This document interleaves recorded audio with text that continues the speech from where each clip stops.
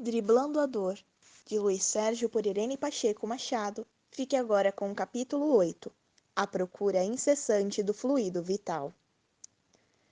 Retomamos ao pronto-socorro, que ora nos servia de lar. Foi lá que constatamos o que vinha ocorrendo, como os homens estão desencarnando mal, principalmente os jovens, levados pelo mal do século, o tóxico. As autoridades de um país deveriam tudo fazer para extirpar a droga do seu território.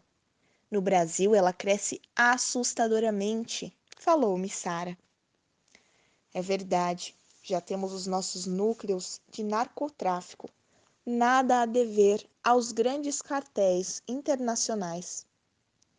Dirigimo-nos ao auditório para fazermos a análise dos fatos do dia e o doutor Luciano, médico daquele local, iniciou a exposição dos últimos acontecimentos, registrados através do vídeo. Noite escura. Um veículo com policiais tenta desbaratar um reduto de traficantes e prender alguns aviõezinhos. Vimos a correria das pessoas envolvidas, tentando esconder a refinaria. Os policiais, ao deixarem o prédio, foram surpreendidos pela explosão da viatura. Assistimos às equipes socorristas prestarem ajuda, enquanto os agentes das trevas tentavam apossar-se sem sucesso dos corpos dos policiais. No vídeo, o armazenamento de drogas, a potência da refinaria. Enfim, foi-nos mostrado que dinheiro atrai dinheiro, e o comércio dos tóxicos é dos mais rentáveis, por isso contam com frotas de aviões e os mais modernos equipamentos para o preparo da coca. Isso não vai acabar mais? Indagou Sara. Deus é tão sábio, explicou o doutor Luciano, que ao criar o espírito, ofertou-lhe uma veste para sua evolução e, revestidos dela, erramos ou acertamos. Mas um dia teremos de nos conscientizar do que o ser foi criado para ser feliz, e que não existe felicidade calcada na lágrima, no desespero e na queda do próximo. Fatalmente, os chefões do tóxico terão de deixar o corpo físico e ai das suas consequências. Esses seres devem, ao desencarnar, apresentar uma deformação terrível, não é mesmo? Mais do que isso, Sérgio, essas criaturas ficam mortas de remorsos e dor. Quem desconhece a dor do tóxico está longe de saber o que vem ocorrendo no planeta. O tráfico de drogas cresce a cada instante e os dependentes ficam cada vez mais prisioneiros da dor. Só quem conhece alguém vivendo este problema pode imaginar o porquê da espiritualidade estar lutando tanto junto ao homem para o extermínio do tóxico. Não sei, amigos, mas se o nosso país não entrar imediatamente numa campanha de alerta, Ismael terá de levar a bandeira do Evangelho para outra nação. Na nossa, a fumaça do vício aumenta a cada instante e a sociedade enferma, que caminha sem olhar para os lados, para trás ou para frente, será tomada de surpresa. Tem razão, Sérgio. A extensão geográfica do Brasil coopera para a criação de possantes refinarias que se alojam no território brasileiro sob a forma de belas fazendas. O pior, meus amigos, é que o viciado sofre na matéria e também quando desencarna, nas mãos de mentes dementadas ligadas aos núcleos da droga. Notei a voracidade da equipe que se acerca de um suicida do tóxico. Eles têm imensa sede de fluidos. Observei também que buscam avidamente a secreção da mente. Esse fluido parece ser de grande valia para suas equipes. E isso, amigos, precisamos conhecer o valor do átomo, a sua força. Somente então saberemos por que o corpo e o espírito de um desencarnado são de tal importância para uma organização das trevas, falou Sadu. Ficamos mais alguns minutos por ali, até que Simeão nos convidou para irmos até a sala 16, onde teríamos mais algumas elucidações. Admirei-me do recinto, um único e amplo palco, de onde partiam projeções de luzes sobre nós, que chegáramos, comentou Simeão com Sadu. Sentimos muito não poder colocar mais alguém junto a vocês, mas espero que o irmão que aqui virá seja útil para os esclarecimentos necessários. Samita fitou-me com amor e eu pensei: quem será? Até eu estou imaginando quem seja. Nisso, levantamo-nos, pois se fez presente o irmão. Sua leveza nos dava sua leveza nos dava, espíritos ainda imperfeitos, uma vontade imensa de nos tomarmos melhores. Boa noite, irmãos. Que a paz irradie a sua tranquilidade em nossas consciências, para jamais irmos contra as leis do Pai. Falou. Eu não desgrudava os olhos do nosso irmão, e ele iniciou. Deus, Criador incriado, uno e indivisível, Pai de todo o universo, se propôs a preencher os vazios dos mundos. Buscou na quinta essência a vida do Espírito, e assim fomos um dia criados simples e inocentes. Na criação, um ponto em comum vale para todos os homens: o amor. A quinta essência é o amor divino que cresce à medida que o ser o distribui. Ninguém conhece este segredo do Pai. Como conseguiu ele criar um espírito? Por mais que alguns tentem matar o ideal, a inteligência de um homem, enfim, o espírito, não conseguem.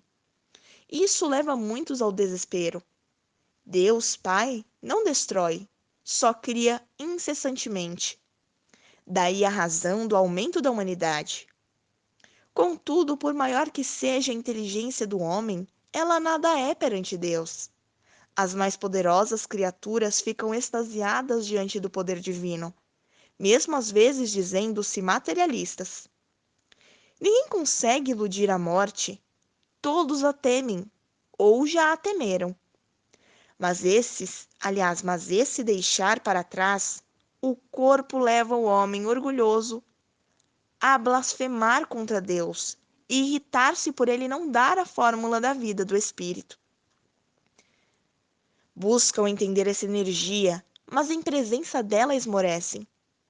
Mesmo assim, organizam-se na vã tentativa de igualarem-se a Deus. Ao perceberem que já não possuem força sobre o corpo físico, muitos desses irmãos procuram um meio de, mesmo desvestidos do corpo material, poder viver como um encarnado. Organizam-se para extrair de inertes corpos físicos, na hora da morte, os fluidos da vida. Por isso, eles vampirizam os encarnados, convivendo com eles. Participam das suas vidas, hospedando-se nas suas casas mentais ou se alojando em alguns centros de força do perispírito ou nos chakras do duplo. Nutrem-se por osmose, utilizando o que lhes oferece o corpo físico. Eles descobrem os fluidos vitais de um corpo físico e de meu corpo perispiritual, recém-libertos um do outro. Sabemos que o desligamento demanda um certo tempo, por ocasião do desencarne. Junções fluídicas ainda permanecem ativas entre as células físicas e espirituais. Mesmo o corpo físico sendo tido como morto, nele se mantém a energia por algumas horas, energia essa buscada pelos vampiros. A mente de um suicida, mesmo inconsciente, fixa em certas partes do corpo espiritual, e ele julga que ainda possui o físico. Passar a viver como se ainda encarnado fosse. E as equipes das trevas estão buscando justamente os suicidas inconscientes para estudarem o espírito. Eles têm a pretensão de criar espíritos e muitos cientistas mandam essas equipes à Terra para buscar os fluidos dos corpos recém-desencarnados. Calou-se para em seguida projetar um filme sobre um garoto desencarnado por overdose e vimos a equipe coletando os fluidos do chakra esplênico, sugando-lhe o baço. Nesse trabalho, observamos que tais equipes possuem boa retaguarda, pois agem com muita tranquilidade. Presenciamos também o socorro. Logo que o jovem foi deixado pela equipe das trevas, a do Cordeiro levou-o até um grupo com Jesus e ele recebeu as energias para o seu reequilíbrio. Vou reiterar o que sempre escrevo sobre médiuns, que o centro espírita não respeita o doador. Precisam ser criados grupos com médiuns que não incorporam e que muitas vezes largam o espiritismo por julgar que nada fazem, para prestar socorro a desencarnados. Nesses grupos não é preciso incorporar, bastando a doação de elétrons dos médiuns para esses espíritos se reequilibrarem. Quantas vezes, ao desencarnarem, já sofrem também com vampirismo. Necessitam de algo que lhes devolva o equilíbrio e nada melhor, repito, do que um bom grupo para ajudá-los. Foi aberto um tempo para perguntas e eu aproveitei.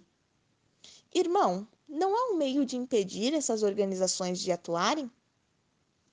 Já estamos trabalhando para eliminá-las. Todavia, o encarnado é o marceneiro da sua própria cruz.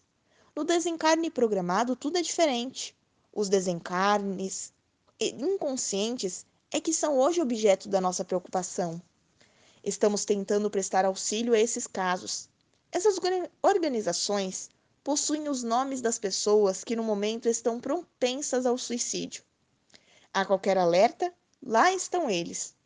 Logo estudaremos melhor o porquê desses irmãos estarem em busca dos elementos que compõem os corpos físico e espiritual.